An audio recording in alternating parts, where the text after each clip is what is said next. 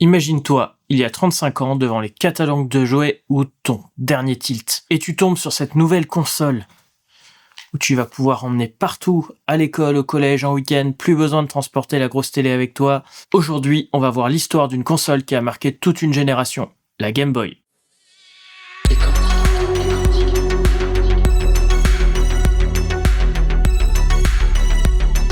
Salut et bienvenue dans Tech Antique, la chaîne qui revient sur les technologies antiques. Et aujourd'hui, je reviens sur ce petit morceau de plastique qui a marqué toute une génération et qui a mangé des tonnes de piles. Dans les années 80, les consoles portables existent, oui, mais sûrement pas comme tu les imagines. Les Game & Watch de Nintendo proposent un seul jeu, imprimé dans l'écran LCD, comme un tatouage électronique, et on a une collection de bornes d'arcade miniatures qui utilisent ce même principe. On a aussi des consoles de salon, NES, Master System, quelques Atari et les micros familiaux détournés pour jouer. Et tout ça, c'est lourd. Même les mini-télé cathodiques de l'époque faisaient pas loin de 10 kilos. Pas franchement le genre d'objet qu'on met dans un sac d'école.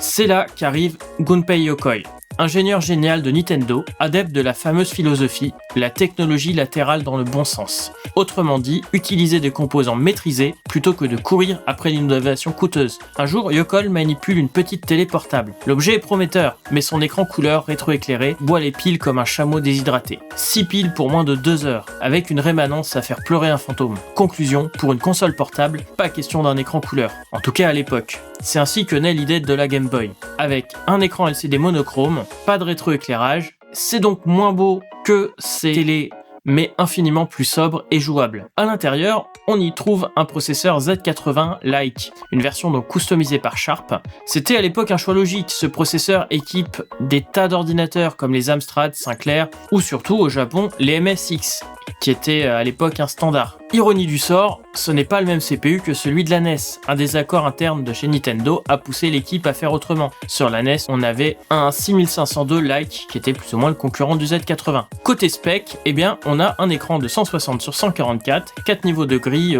vert boueux et 8 kilooctets de mémoire, qui est principalement utilisé en mémoire vidéo. Le son comprend 4 canaux, 2 ondes carrées paramétrables, un canal Wave 4 bits programmable et un bon vieux bruit blanc pour les explosions. Les cartouches donc commencent à 32 kilooctets, puis montant jusqu'à 2 mégaoctets avec l'évolution des technologies, avec parfois dans la cartouche de la RAM, des puces d'accélération et une pile interne pour qu'on sauvegarde là où on en est sur les jeux et les scores. La console devait être solide, simple, transportable et tenir environ 10 heures avec 4 piles AA. Mission accomplie. Elle est tellement fiable et solide qu'il y a des anecdotes de Game Boy qui ont survécu à des incendies ou des impacts de balles. Et ce fut un raz-de-marée. Sa sortie mondiale en 1990, c'est un tsunami, sorti au Japon en 89. Face à elle, deux concurrentes pourtant supérieures, techniquement, la Lynx d'Atari et la Game Gear de Sega. Toutes deux en couleur, souvent avec un processeur plus performant, mais avec une autonomie lamentable. Et souvent en plus elles étaient super fragiles. La Game Boy, elle tient le choc.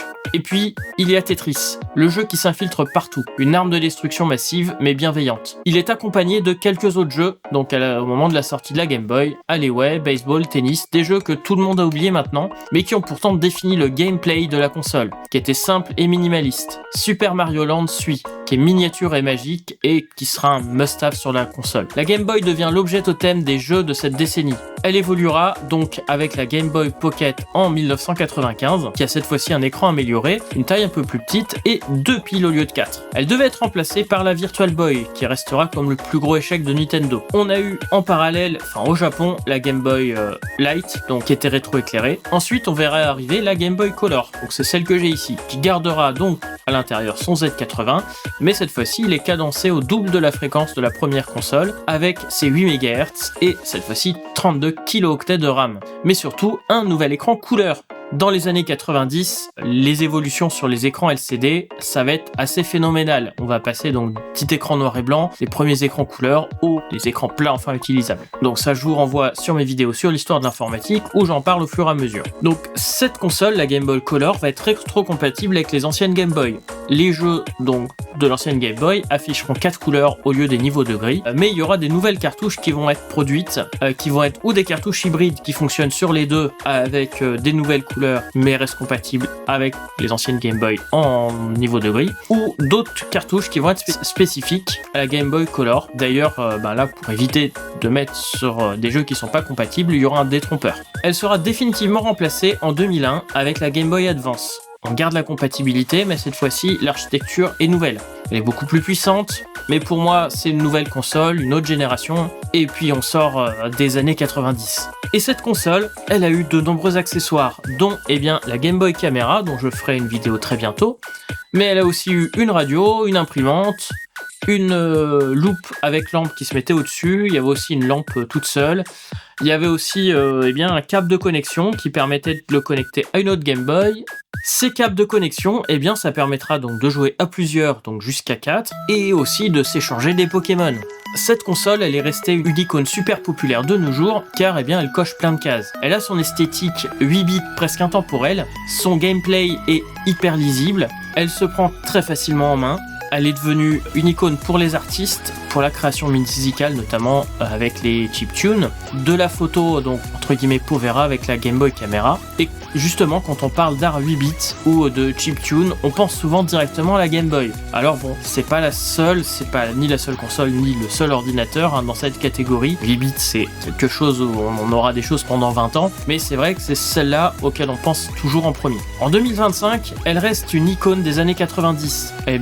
Pour les jeux vidéo, où les développeurs de l'époque ont été super créatifs pour faire des jeux où on pouvait rester des heures, même avec ces graphismes hyper limités. Mais ils étaient minimalistes et super prenants. Il y avait donc des jeux d'action, des jeux d'aventure, en passant par les jeux d'arcade. Tout y est passé ou presque. Et ce n'est pas fini. La scène underground est toujours active. Il y a plein de nouveaux accessoires, notamment des nouveaux écrans, donc cette fois-ci des écrans IPS qui permettent de jouer dans des bien meilleures conditions. D'ailleurs, je le ferai peut-être sur celle-là, ça fera l'objet d'une prochaine vidéo. De nouvelles coques et des accessoires qui permettent de lire et écrire des cartouches, donc celles qui contiennent de la flash, parce que celles qui contiennent de la ROM, comme la plupart des jeux commerciaux, de la ROM, ça veut signifier Read Only Memory, donc c'est lecture seulement, comme le nom l'indique.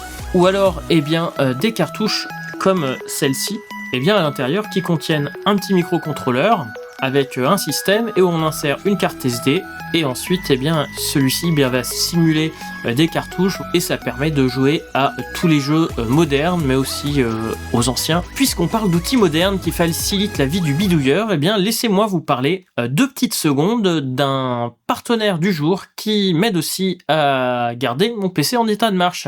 Cette vidéo donc est soutenue par Kioff, un site où l'on peut trouver des clés logicielles officielles, OEM et vérifiées, donc pour Windows et Microsoft Office, et plein d'autres programmes, et à des tarifs complètement déraisonnables. Ils ont plus de 100 000 clients enregistrés chaque jour, un support donc 24 heures sur 24, 7 jours sur 7, et si une clé ne marche pas, ils nous remboursent directement. C'est simple, propre et efficace. Et bonne nouvelle, leur système vient d'être mis à jour, ils acceptent maintenant carte bancaire et PayPal. Sur leur page de promo, je vous mets le lien en description, vous trouverez donc Windows, Office et des bundles d'outils pour PC. Avec mon code PMM50, vous aurez 50% de réduction sur les clés Windows.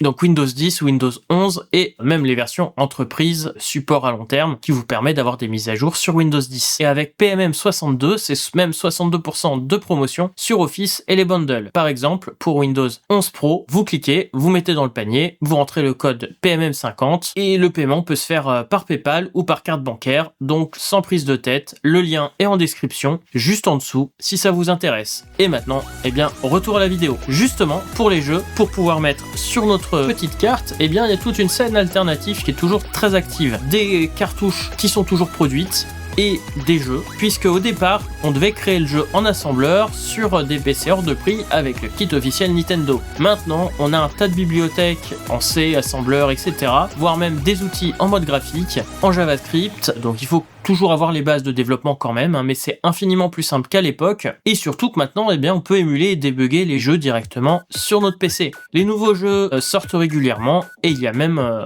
par exemple, le portage de Doom. Oui, on arrive à faire tourner Doom quasiment partout, même sur une machine avec un Z80. Et il y a quelques outils donc pour créer de la musique que je tente ici, donc sorte de tracker comme un Amiga, sauf que là on a un fonctionnement différent sur la carte son de la Game Boy qui permet de faire de la chiptune. Et moi qui joue quasiment jamais, j'ai passé une après-midi à redécouvrir les jeux sur Game Boy, et je dois le reconnaître que j'ai aussi utilisé cette console moderne, la R36S, qui reprend les codes de la Game Boy au niveau ergonomique, mais avec un écran bien plus confortable. Par contre, c'est vrai que le pad, même si il paraît qu'il y a mieux, maintenant on peut faire des meilleurs pads sur la Game Boy, la R36S, le pad est bien moins précis. Mais ça m'a permis de pouvoir rejouer à une petite centaine de jeux de Game Boy et de voir un peu ce que j'en pensais. Je suis toujours aussi mauvais aux jeux, sauf vraiment aux jeux que j'aime beaucoup comme Pac-Man ou Super Mario Land. Alors les autres, j'ai quasiment tout foiré. C'est vrai qu'il y a vraiment des jeux sympas, ça fait du bien de se remettre là-dedans. Fun fact, et cet été, j'ai des deux neveux qui sont venus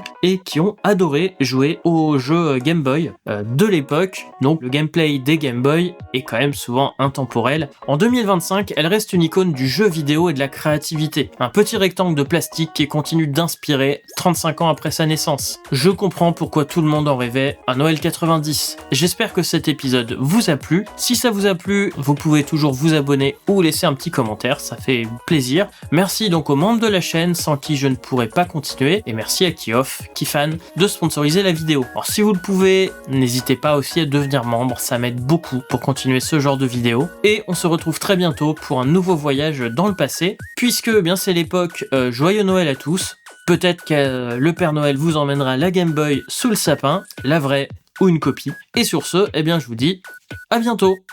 Salut!